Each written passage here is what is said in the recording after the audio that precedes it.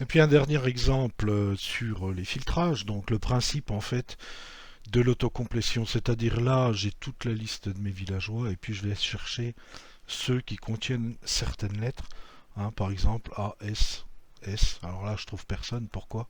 Parce que vous voyez que les villageois commencent par une lettre majuscule. Donc si je tape A, S, S, ben, vous voyez qu'au fur et à mesure que je tape, ben, les villageois apparaissent par rapport aux critères évidemment que je saisis dans mon champ texte. Alors évidemment, généralement on fait des recherches de ce type-là en faisant des tout lowercase pour tout transformer en minuscule pour pas avoir ce genre de problème. Parce que là, vous voyez, si je tape A, j'ai tous ceux qui contiennent A. Si je tape AR, tous ceux qui contiennent AR.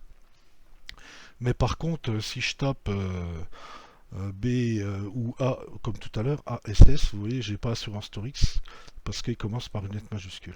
Donc on verra le système d'autocomplétion en détail dans d'autres exemples. Là, c'est juste pour comprendre un petit peu le principe de fonctionnement.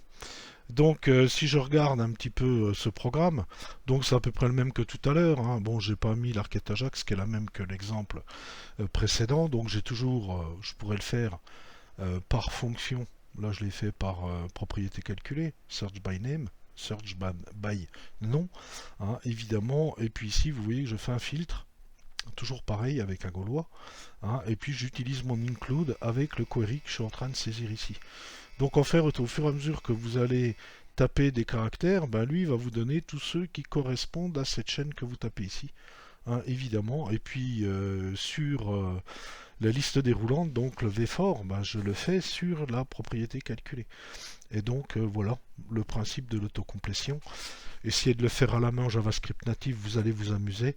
Là, vous voyez qu'au niveau code, c'est pas terrible en termes de nombre de lignes de code à faire.